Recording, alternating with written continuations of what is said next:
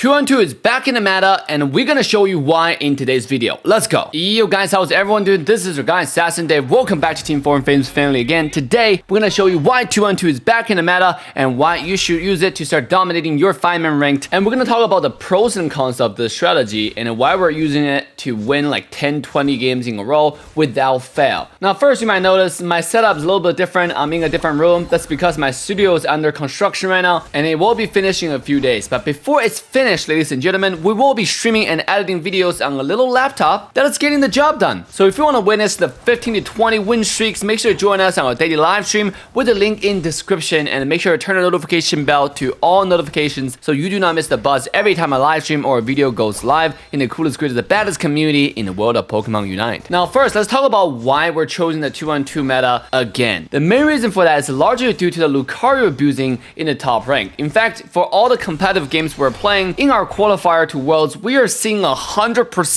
Lucario abusing with few exception of Greedent picks. Now, I'm not saying all Lucario players are the same. I'm just saying Lucario overall has not really received the most needed nerf, which is regarding E-Speed. I've talked about it over and over again in my past videos that E-Speed is a high mobility skill, should not offer that much damage, but it has never been addressed, and in fact, it's only getting worse because of slow mo, because of the insane close combat damage, or just Bone Rush completely resetting everything that you just did and can do it again. For those who did not know, Lucario's E-Speed can 2-shot or maybe maximum take 3 shots to kill a squishy backline. Let's say a Gardevoir, let's say a Cinderace or a Greninja, any squishy carries in the center area. If you happen to get hit by those E-Speeds with crits, you're done for. You're literally dead on the ground. This is how oppressive this Pokemon is. And the fact is no other Pokemon that can do this in the early game just make the game extremely unfair to the favor of Lucario. So instead of actually trying to deal with it in a one-on-one situation, we decided to completely soul crush Lucario by going 2 versus 1 on top side. Best solution is actually sending Wiggly, because Wiggly straight up counters Lucario, but we decided to open up our creativity and actually try different things. So in this particular game, we're actually gonna try Blastoise on the top side. Blastoise also offers a lot of damage, and on top of it, Blastoise is also a ranged Pokemon, so you can poke Lucario from far away and use your Hydro Pump and all the kind of quality control on top of Lucario in the early game. Now, even with this 2-on-2 strategy, there is still a lot of problems, because if we don't run Lucario on our side, let's say we run a Machamp who got ahead because of the 2 people top against a Lucario solo. If an enemy Lucario eventually gets level 5, he will start getting a lot of farm on the top lane, and he might eventually catch up and even suppress the Machamp on the top lane, which is again more problem for our top laner. So on top of the 2-on-2, we also have to run Lucario top lane to maintain the lead that will spend so much resources to obtain in the first place. But back to the pros of this composition. The 2-on-2 allows us to have a fair shot into the game, allowing topside to maintain a lead, which allows me to actually have a chance to shoot for level 9 before the first Dreadnought fight. On top of it, this also effectively shut down the early game suppression from the enemy Lucario, which allow our Lucario to actually shine and start dominating the game. So there are a lot of benefits to it. The con to it is also pretty obvious. Because you're sending only 2 people bottom lane,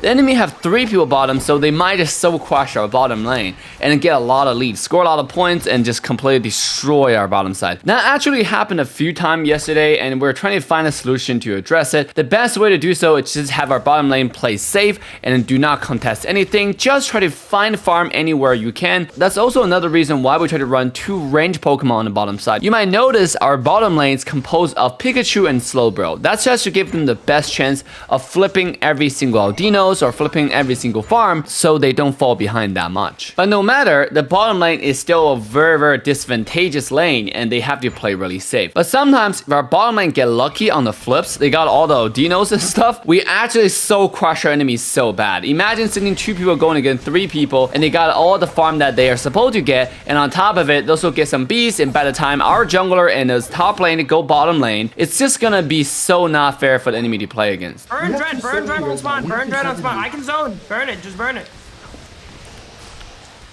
Yep, Nice. I knocked up everyone, Yeah. Go. Yeah, unite. Oh, he missed everything? Okay. Okay. Big surf. They're slow, so I'm cringe. just autoing them off point. I'm autoing them off point. The Cinder's low. What the hell are you doing, Fatso? Eject. Who wanna score? Sam score. I have 30. Someone score. I'm going top here. Roll them. People go roll them with me. you can see that because the way we rotate, enemy has not yet been able to score a singular point in this particular game. Even if they did, they wouldn't be able to score that much points, to be honest. I was surprised how bottom lane they were not able to score much points at all, even though it was a 2 versus 3. Just show you when you have 2 ranged Pokemons, everything is a flip. It's not really saying that enemy have 3 versus 2, they just have this inherent advantage. Yes, by design, by the look, they should have this advantage, but in actual practice, 2 versus 3 in Pokemon Unite, as long as you have ranged, everything in this game is a flip. It's a 50-50. That's not a good design in a mobile game, but I guess this is more of a Pokemon game than anything else. So you can just play 2 ranged Pokemons and try to bet your luck on everything in this game. They're coming. They're coming hard. Well, I see. I'm not too dread. I'm not too dread. That's what she said, bro. They're backing off. They're backing off. They're backing off. We got it.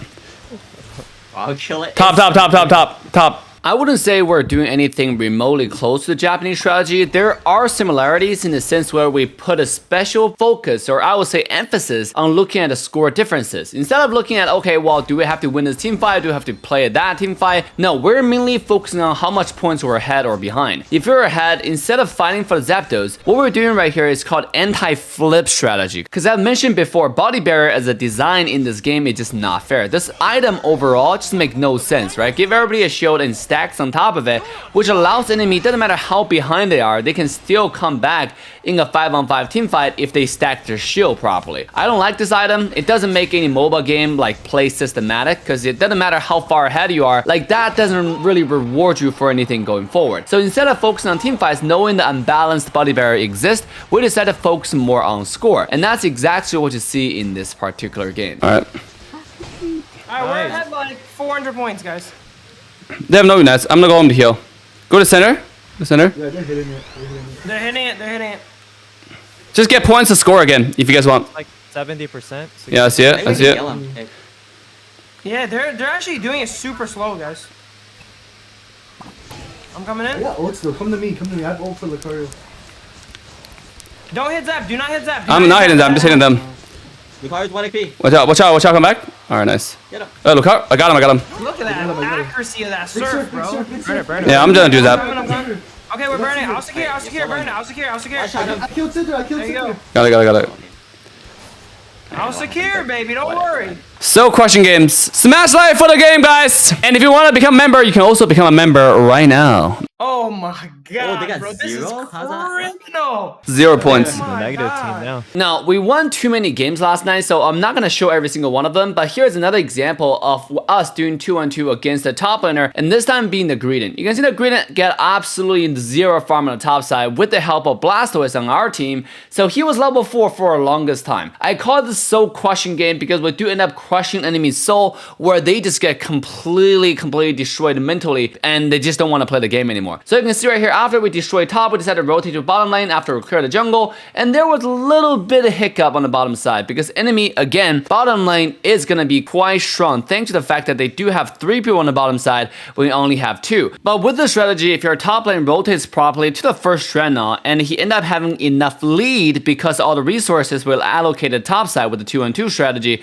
he's able to so crush the entire enemy team, and that's exactly what happened here. Our Lucario came bottom lane because we're already so strong, so he just destroyed enemy team, got a triple kill, and it put us in a position where we easily secured the first Dreadnought to the favor. And after we secure the first Dreadnought, everything that we fall behind on the bottom side just get completely made up, and our bottom lane is back in the lead as well. And right after that, we just want to keep on farming and go to our top side where our objective is. With the strategy, again, you have to emphasize and put a focus on how much point lead you're in. So in this game, obviously, Rotom being the best objective to really help the strategy shine on scoring, we're going to put a little bit emphasis on top side as well. So we end up getting the top Rotom and scoring all our points and come to the bottom side and continue to so crush enemy bottom lane with all the farm and lead that we have. In every game that we played, you can see that my farm is always top notch because I was able to rotate from top to bottom, getting every single farm along the way. In fact, I average now level 14 to level 15 every single game in a 5-man competitive game. Now that's usually not so common. People try to strive for level 13 because how chaotic 5-on-5 can happen, but because of what we're doing here, I usually get to level 14, level 15 before the game ends in the last 2 minutes. So right here, when we reach the last 2 minutes, instead of going for the Zapdos, we know we already have the score lead, so instead of going for the flip that we might lose due to body barrier, our team just decided to go for a score. And sure enough, we scored 100 points bottom, which opens me up to go to the center side, and I was able to steal the Zapdos on top of it, which just even more so crushing to the enemy side. They realized we already scored 500 points, and we got another Zapdos. That means another 15 for each player, which to me 30 points, so we scored more points on top of it. It was just absolutely destruction. Anyways, what do y'all think about the strategy? Do you like it? Are you gonna try it with your own team? Leave a comment down below, and don't forget to like, subscribe, and turn the bell on to all notification bells so you do not miss the buzz for the ever-growing, the cooler, good, the baddest community in the world of Pokemon Unite. With that, if you enjoyed this one, make sure to check out another video with a thumbnail right here.